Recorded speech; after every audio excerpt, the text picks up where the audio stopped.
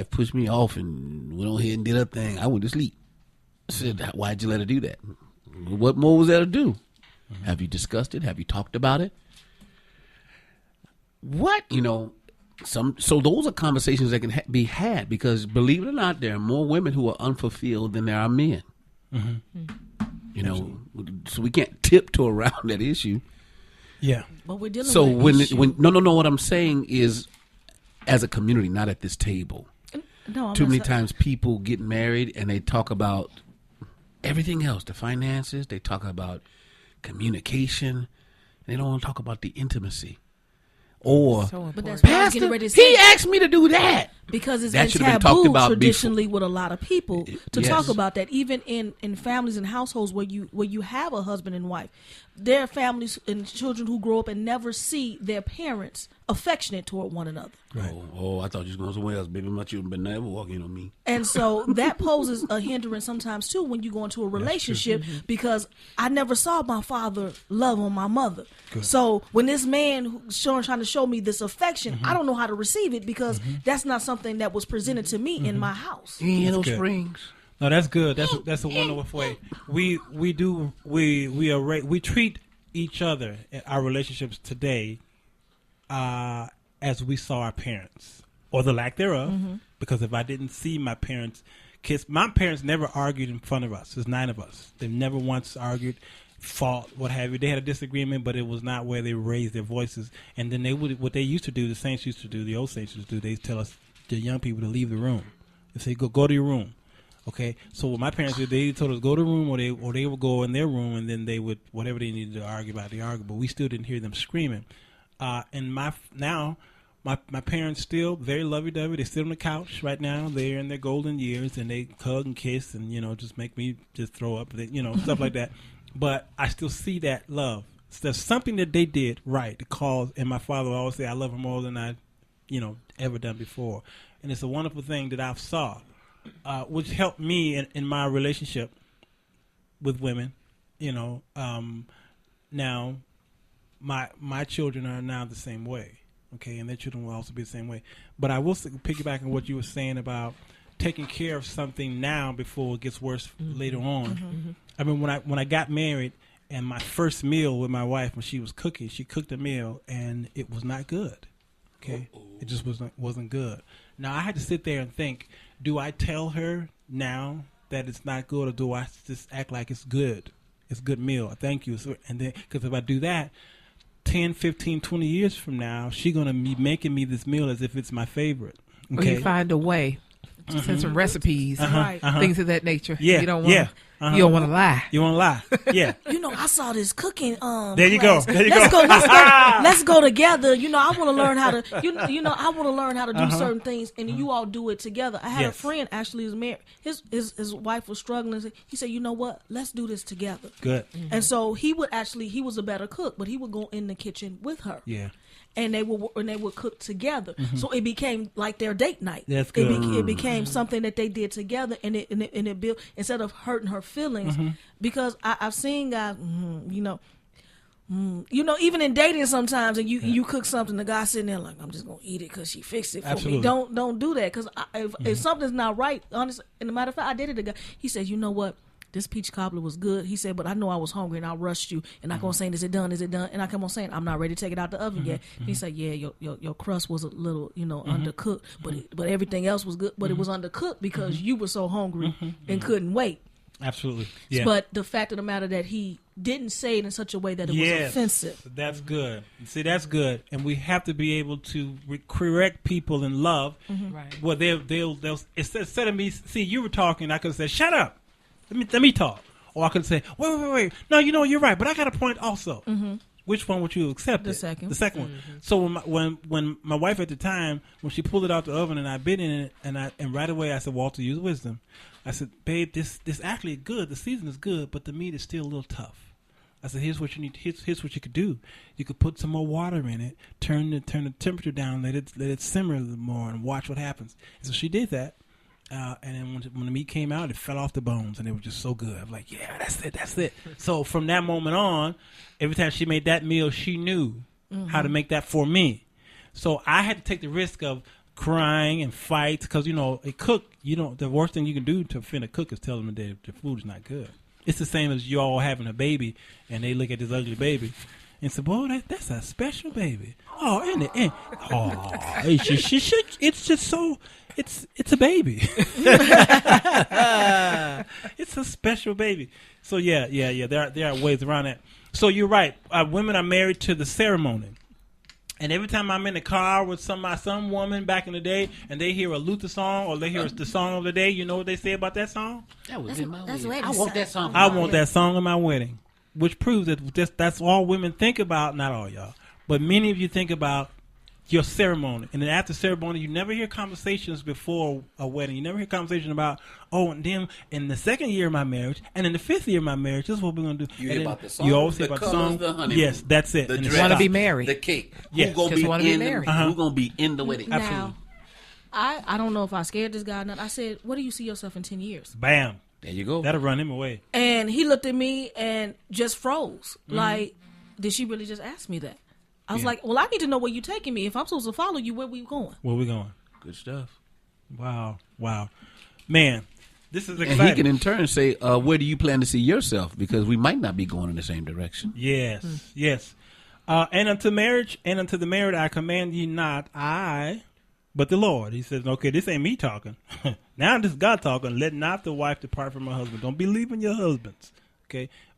And if she depart, let her remain unmarried. Now, this is the most controversial thing in the Bible and in Christian talks. It's about marriage and second marriage, third marriage, remarriage. It's always, and that's not what our show is about today, although maybe next week. Or be reconciled to her husband, and let not her husband put away his wife. But to the rest speak I, not the Lord. He said, now this is me talk. If any brother have a wife that believe not, and she be pleased to dwell with him, let him not put her away. And the woman which has an husband that believe not, and if he be pleased to dwell with her, let her not leave him. Okay, y'all got some unsaved husbands, all right? And, yes. Okay. For the unbelieving husband is sanctified by the wife. There's usually that's the situation, especially in that time. The husband was not married, not saved, but the wife was, or not a believer of the way, right? Not Christian. And the unbeliever wife was sanctified by the husband. Elsewhere, your children unclean, but now they are holy. That means they're not automatically saved because y'all saved. That's not what he was alluding here. But if the unbelieving depart, let him depart. Bye, bro. A brother or a sister is not under bondage in such case, but God has called us to peace. I think that is probably one of the most important scriptures in the Bible. Yes. It's 15. Yes. God has called us to peace. And I think that some people had to get divorced in order to reach a state of peace in your life. Because it's the preachers used to do this. A woman would come to church with a cast on her arm. She'd be beat. She was beat by her husband. And she come to church and say, Pastor, what should I do? You go back home to that man. Because the Bible says yada, yada, yada, yada. And you need to cleave to that husband on and on and on. And she comes back to that man, battered and beat and bruised and crying. And some women have lost their lives due to domestic violence. And as her covering spiritually, he should have been going there with her. He should have been. Him and the deacons. And they say, brother, this is not how you treat one of our sisters. She's holy. She's in the way. Right. 'Cause that's what that means. That she's we recognize her as a part of us. So you don't hit her now, you done hit me. Oh, absolutely. But to acquire this peace, is it okay? Because the topic of divorce is always very huge. It's a hotbed topic. Okay, some people say you can't divorce because you have no grounds. Is abuse grounds, or is it only due to fornication? It's the situation. Again, I know this is not a divorce marriage topic today, but it all kind of plays a part here by. Do I have to marry you because I can't contain my flesh? Because if you get divorced, you're going to get to burning again. You're going to anyway. want to get burned again. Absolutely. You're going to burn again. Yeah. We have the wonderful, the great, the effervescence presence of Mary Hampton that walked in the building. Effervescence. Yes, it's effervescent. Yeah. That's a soup du jour. That's the soup of the day. That's Alka-Seltzer. Just the Alka-Seltzer. Yeah, she's here, and we've been keeping it hot and flaming up in here, and I'm just going to let her get to a mic, and she may have to share somebody's mic. Say hello to the people because we're gonna throw some questions on you. Her husband is hiding back there and we are behind here. the door out there in the hallway. He must be the water boy today. Is he the water boy today? The water boy today. He the water